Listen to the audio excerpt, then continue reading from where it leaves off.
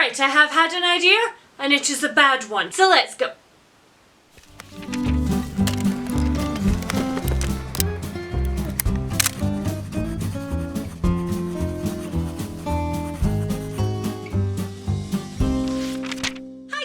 It's Leanne and welcome to my August TBR, the video in which we pick books for me to read in the next month using my unbeatable TBR game, the hashtag Year of Readathons game. And I come up with new and vaguely torturous ways to pick my TBR every month and the regrets just pile up. And you'll be pleased to know that this month is no different because this month I got you guys to help. That just never ends well. Let's be honest, it never ends well. Hey Google, what's another word for regret? Some common synonyms of regret are anguish, grief, sorrow, and woe. Ah, the sweet, sweet smell of woe.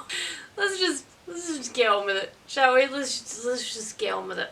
Yes. Because we have many other things to plan for August. In August, my shop will be relaunching. It will be nearer to the end of August than I had originally hoped. But it will include Peter Pan stuff and Dark Academia sets and Gilmore Girls things. Bookmarks and pins and stickers and book plates and anything else you could possibly want. So your girl needs to keep this TBR concise because I have got a lot of work to do. This month, I asked you guys on my Patreon and on Instagram for your favourite song lyrics, and I immediately saw this was a bad idea. But I was too far in by that point. I was 2 legs and an arm in, to be precise. And so here we are, with a T10 filled of slightly inappropriate, very angsty and very strange song lyrics. Y'all are weirdos with some very particular tastes. Seriously, I take my virtual hat off to you guys. There were some corkers in here. So from this jar, I am going to pick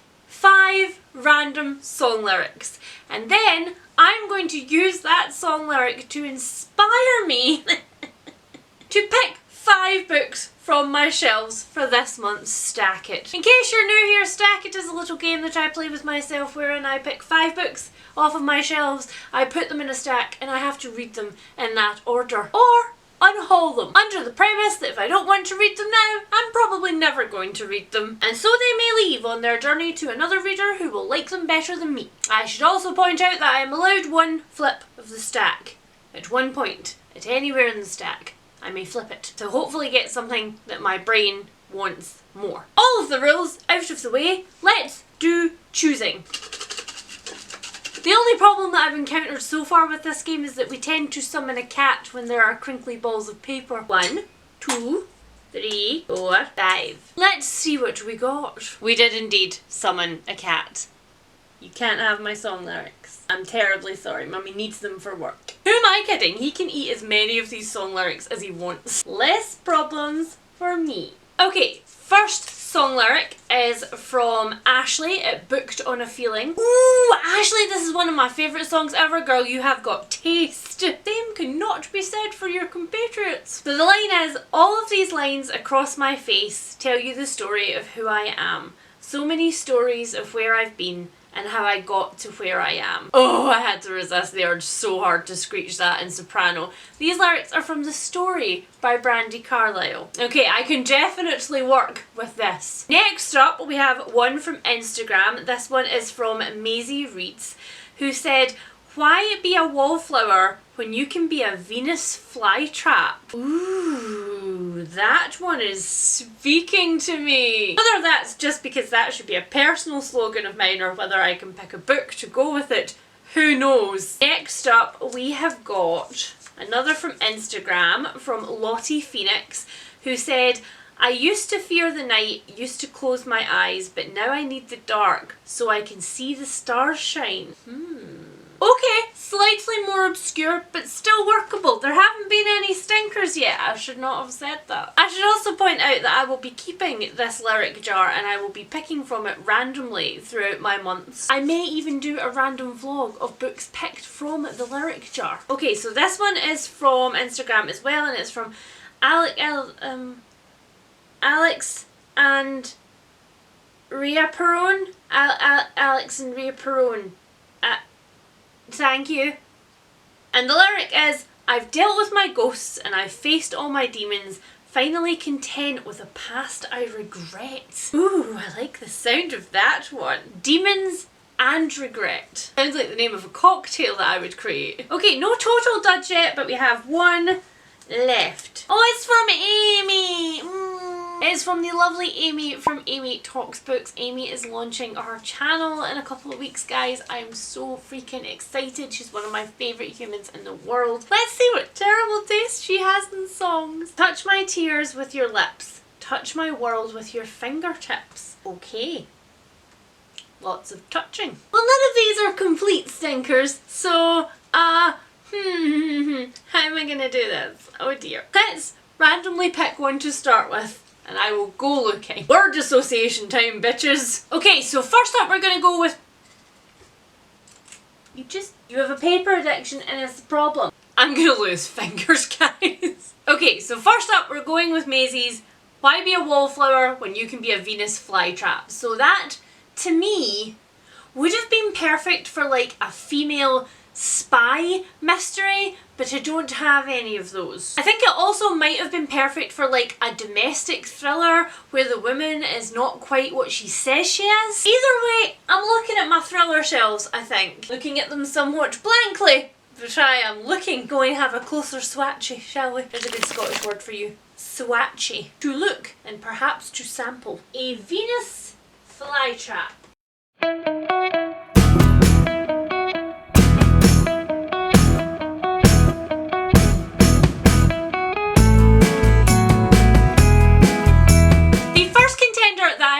Is The Lady Upstairs by Halley Sutton. So I believe this one is set in Hollywood and it is about Jo, and her job is literally to blackmail men. This is everybody from like casually cheating spouses to really skeevy Hollywood producers, and she works for a person called the Lady Upstairs. She doesn't really know their identity and she doesn't know how the lady finds these cases. She's just handed them. But then one day when on a job, Jo kind of risks everything. She makes a move that she knows is maybe just one move too far and it could jeopardise her and also the lady's secret identity, and then the lady turns against her. And so Jo has to find out who this person is whilst also ducking threats from several angles. I believe she also drags her poor co-worker Lou along on this like failed endeavour, so there's the added threat of maybe getting somebody else killed too because you were dumb. Always a good time. The other one that I picked was These Women by Ivy Pochoda. Now this one I kind of feel like is more vibes and less a literal interpretation of the song, because the back of this one just simply says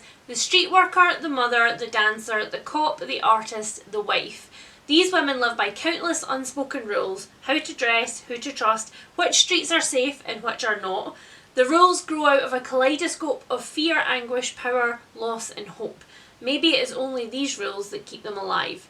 When their neighbourhood is rocked by a murder, the careful existence these women have built for themselves begin to crumble. So I really don't know which one of these that I want to pick, because I've been desperate to read this one for a while, but also this one fits the prompt really, really well. Do we just read both of them?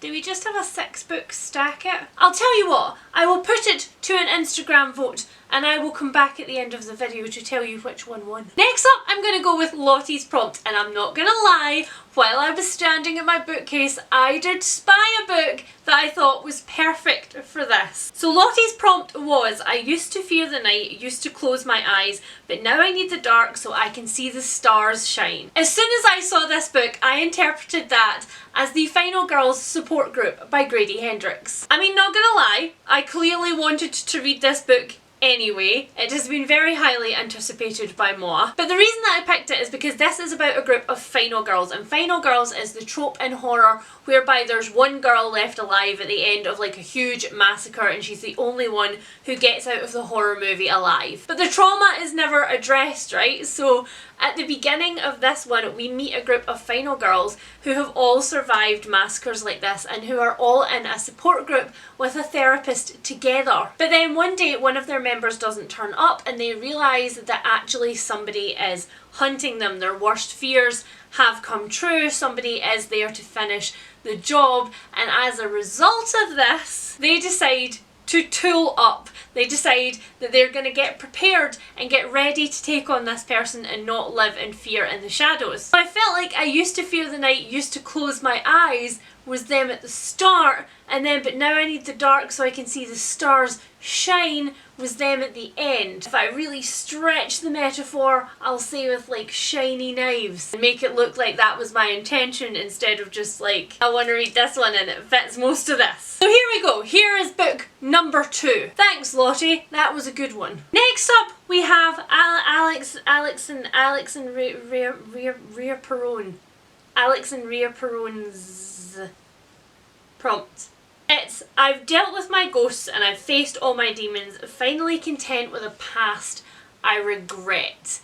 I think I'm going to interpret this one as a memoir, and possibly a bit of a memoir with an edge to it. I mean, really all memoirs have some sort of regret in them, or they, you know, wouldn't be a story worth telling, I think. Whose life is interesting enough to write a book about if they don't have regret? But this one has the word demons in it, so like I finally faced my demons, so I feel like maybe a memoir from somebody who's faced or created some kind of conflict in their life. Let's go look. Which of you regrets all of your choices? Captain Crinklebottom doesn't regret any of his choices. He's glorious. But there must be some other people on here who have bad regrets.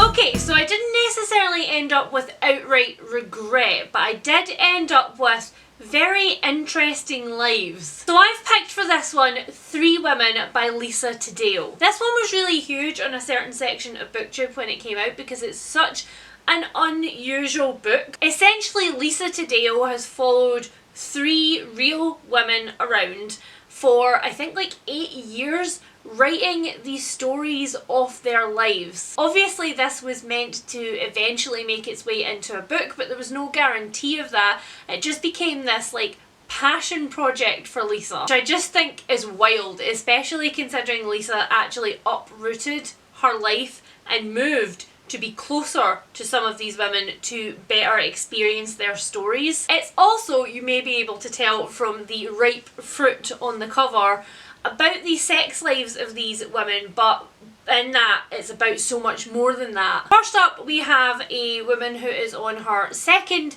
marriage. She is a homemaker and she's lost all of her passion for life when she reconnects with an old flame on Facebook and starts to have an affair. Then we have a 17-year-old young woman who embarks on an affair with her English teacher, and that affair then turns into a court case which absolutely upends the town that they live in. Then finally we have a really successful and refined woman, the only woman whose name I remember, and that is Sloane. She is a restaurateur and has a very like luxurious life, but she's also married to a man who likes to watch her have sex with other people, which, you know, not really that weird of a kink, so I'm interested to see where Sloane's story goes. Now I have been told that there is potentially death of a spouse trigger warnings in here for me, because that's not something that I like to read about. That's something that makes me feel ick, so I just avoid it whenever I can. So we'll see how this goes, but it's been sitting on my shelf for about a year now and I look at it frequently and I'm just never sure if I want to pick it up or not. So that's what Stack It is for. It's an opportunity to put books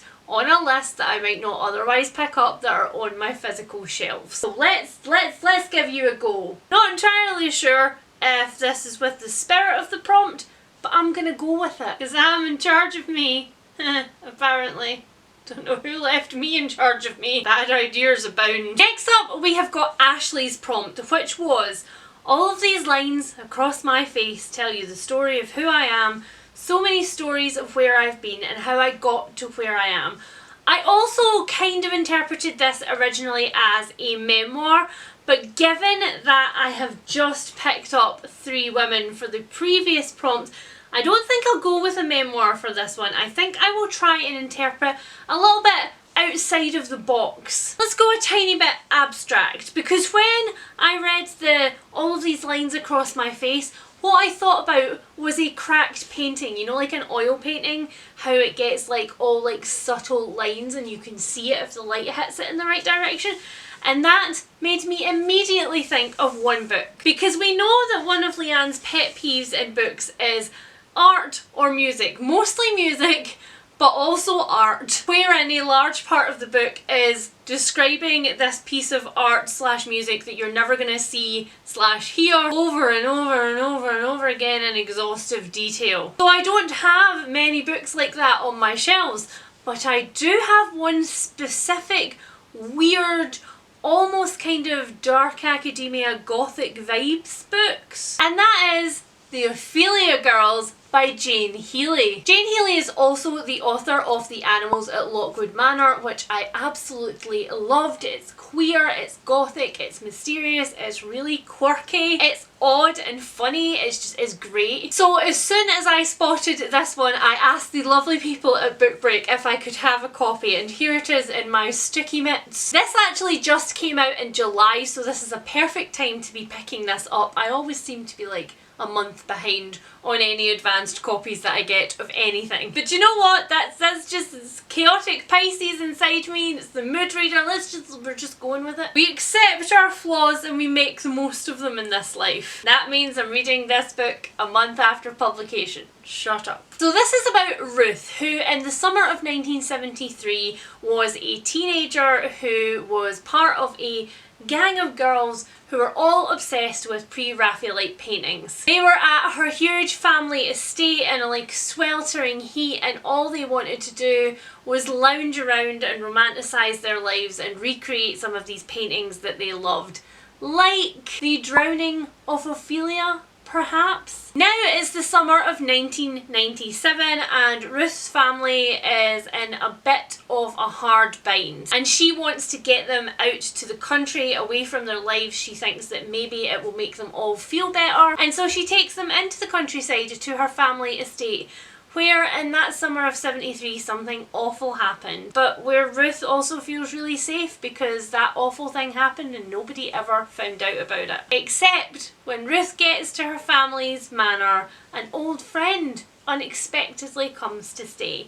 An old friend who's not so keen on leaving the past in the past. I like this for this prompt, and I also like this song, and I will listen to it after I'm finished, because a really good song! Got really dark in here, didn't it? And I didn't notice, so I've only just changed it. Sorry about that. Beautiful outside, it's overcast and drizzly and cool, and it's everything that I've wanted for weeks, but it's just not really conducive to filming, so soz. Now we have the last prompt from my lovely Amy, and it is touch my tears with your lips, touch my world with your fingertips. That is much too nice a song for me. All of the songs that I like are like country songs with an angsty story, ballads, moody vibes, folky type stuff. 80s hits and rock music also feature in my collection is very eclectic. Musicals, we do all the things, but we don't really do nice songs. So I'm just gonna straight up interpret this as romance of some kind. But I'm not really in the mood for a contemporary romance right at this moment. Although in fairness, with this stack, it would maybe be a nice thing, maybe, to like round it off. I have a stack of romance novels on my desk right now that are meant to go downstairs and be shelved, but all of them are kind of, I don't know, all of them are kind of funny. This doesn't strike me as like funny tender, it strikes me as like tender. Like there's tears, so maybe there's a little bit of grief in there. Oh, grief. Okay. I have a pick. This is Winter's Orbit by Everina Maxwell, and it is my favourite kind of space opera, meaning that it's queer and it's character centred. I'm so excited for this one. I'm just going to read you the blurb because the blurb sold me instantly. It says, rebellious royals, political alliances, a galactic empire on the brink of war. And yes, I don't usually enjoy war, straight up war in my sci-fi, because I feel like that's all there is in some subgenres of sci-fi, and I'm like, who cares? I want to just see people living their lives but in space. However, bear with me because it gets better. The Ascat Empire rules its vassal planets through a system of treaties. So when Prince Tam, key figure in a political alliance, is killed, a replacement must be found. His widower, Jinin, is rushed into an arranged marriage with the disreputable aristocrat Kem in a bid to keep rising hostilities between two worlds under control. But Prince Tam's death may not have been an accident, and when Jinin himself is suspected, he and Kem must navigate the perils of the Ascat court, solve a murder, and prevent an interplanetary war. It's a thriller with queer people set in space. And somebody died. Somebody unexpectedly died, and I don't really take from the blurb that Jinin is not sad that Tam died. So I'm going to assume that Jinin has cried a little bit, and that's going to be the tears from the prompt. Can I just say, I know that Tam, which is spelt like this in the book, is probably like a really good sci-fi fantasy name.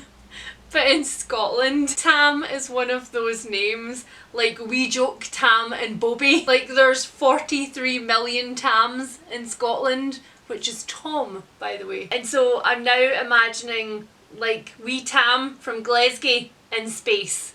And oh, it's not working out for me. It's not the romantic mood that I was hoping for. Ever hopeful. Okay, so we definitely have 4 of the 5 books. Can you also tell that my library gets full sun on the books quite a lot with the differences in these very, very vibrant spines? Sorry, 3 women, you're a goner in here. My plants need the sunshine. So let's check our Instagram poll and see which one won. First, I have to fast forward through all of the unfortunate pictures of me with a moustache. Still salty that literally everybody suits it and I just look like a dodgy, problematic 70s TV show character, but oh well. Ooh, it ended up being really close, but 52% of people have said These Women by Ivy Pochoda, so that is the one that we are going for. I'm very glad that I have an excuse to put this one on a TBR. And you never know, I might pick this up at some point on this month's TBR if I have room. But it's doubtful because here's the other stuff I need to read this month. First up, we of course have Graceling along. So we have just finished the first book,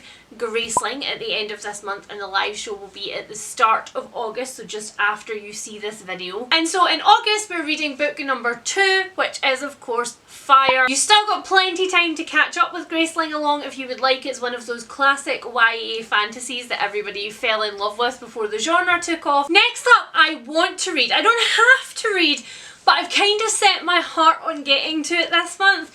Silver Sparrow by Tayari Jones. This one is about 2 sisters who discover that their father is a bigamist. He has been essentially running 2 households for their entire lives, and now the 2 of them are together and swapping all of their secrets and really finding out what their father has put the women in their family through for all of these years. And it's a kind of exploration of what these 2 very different families do once this secret is out and where they go with that. It's not for any project or anything like that. I don't have any deadlines, but I really fancy it and I want to read it this month. Before it just ends up being one of those books that I keep on my shelf for like the perfect rainy day, which doesn't exist, by the way. You guys know that my book buying ban ended in August. I ran a 6-month book buying ban from January onwards just to see what would happen. I allowed myself pre-orders but didn't let myself buy anything else. At the end I slipped up on maybe like 5 books, I think, by the very end of it. But for the most part I stuck to it and just put things on my wish list. However, when my book buying ban finished, I decided to do an experiment. You guys know that me and my lovely other half have been shielding for the past 15 months. And at the time that my book buying ban ended, I had not yet been to a bookshop, which meant that I had not been able to browse any of the shelves and buy things blind. So I took my little self online and I went on a few of my favourite bookish websites and I scrolled to find books that I had never heard of before, to find books that I didn't know anything about, nor had I seen any reviews or any of my friends read them, and I ordered them, and here they are. So I'm planning on reading these 4 for a vlog this month, so I don't think I'm going to put anything else on my possibly mood read TBR, because there's some serious chunk on this stack. There's a serious chunk, there's a lot. And I really want to get to them because I want to know if my instinct about them was right or not. So there we go, that was my 5-book stack it, and then all of the other things that I am planning on reading during the month. Like I said, I'm going to keep my lyrics tin, and I'm probably going to add to it a few times with a few different Instagram and Patreon polls, so if you want to be involved in submitting some lyrics for this tin, keep an eye out on those 2 places. My patrons get to decide a lot of things for me.